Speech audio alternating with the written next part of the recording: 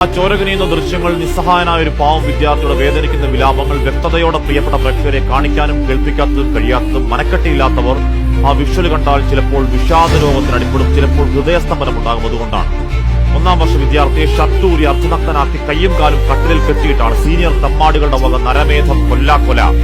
ആ ദൃശ്യങ്ങളിൽ ഒരു 1, 2, 3 എണ്ണലുണ്ട്. എഞ്ചുപടി പറഞ്ഞു കളിക്കുന്നതല്ല.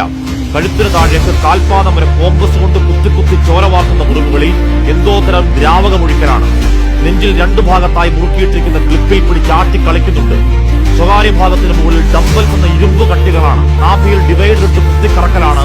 ആ വിദ്യാർത്ഥി വേദന കൊണ്ട് പിടച്ചു പൊളയുമ്പോൾ ഒരുതരം പൈശാചികമായ അട്ടഹാസങ്ങളിൽ മനുഷ്യമാംസം പച്ചയ്ക്ക് തിന്ന നരഭോജികൾ തോറ്റുപോകും മട്ടിലാണ് ചെമ്മാടിപ്പളയുടെ പൂണ്ടുപളയാട്ടം. ആ കോളേജിൽ നിന്ന് പഠിച്ചിറങ്ങിയ ഏഞ്ചൽ കോട്ടിന് നഴ്സിംഗ് പണിയെടുക്കേണ്ട കൂട്ടമാണ്. യന്ത്രക വിത്തുകൾ പഠിച്ചിറങ്ങിയാൽ ആശുപത്രികൾ അറവുശാലകളാക്കില്ലെന്ന് ആര് കണ്ടു? കുട്ടികളല്ലേ. അവരുടെ ഭാവി എന്താകുമെന്ന് സിമ്പതി വേണ്ട. എമ്പതി എന്ന വാക്ക് കേട്ടിട്ടില്ലാത്ത ആ കുറ്റവാളി കൂട്ടം അങ്ങേയറ്റത്തെ പരപീഡാ ദൃശ്യങ്ങൾ പകർത്തിവെക്കുന്നത് വെറുതെയല്ല.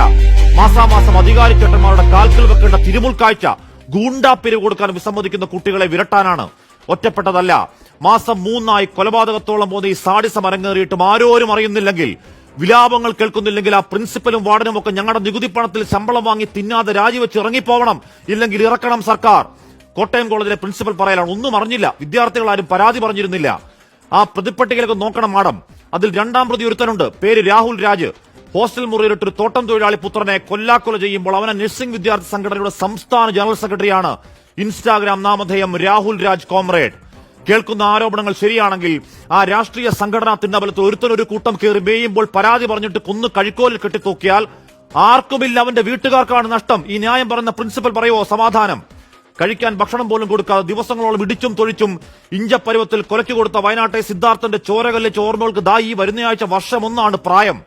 ഒരു വിദ്യാർത്ഥി 9ാം ക്ലാസ്സുകാരൻ മനസ്സുമെടുത്ത് ജീവനൊടുക്കിയതിന്റെ തുടർച്ചയിൽ അശ്ലീല വാക്കും വംശീയതയും പറഞ്ഞ് വാട്സാപ്പ് ഗ്രൂപ്പിൽ ആനന്ദിക്കുന്ന സ്കൂൾ വിദ്യാർത്ഥികളെ അവരെ കണ്ടതാണ് കേരളം. ഈ ജൻസി തലച്ചോറിൽ ആർത്തുപൊളയ്ക്കുന്ന മയക്കുമരുന്ന് പുഴുക്കളുടെ ആവേശത്തിൽ സ്വന്തം അച്ഛന്റെയും അമ്മയുടെയും കഴുത്തറക്കുമ്പോൾ കൈവിറയ്ക്കാത്ത ജൂനിയർ വിദ്യാർത്ഥിയുടെ പുക്കളിൽ ഡിവൈഡർ ഇട്ട് കുത്തിക്കറക്കി അട്ടഹസിക്കുന്ന ഈ സമാന്തര ലോക അരാജക വൈകൃത പേപ്പട്ടികളെ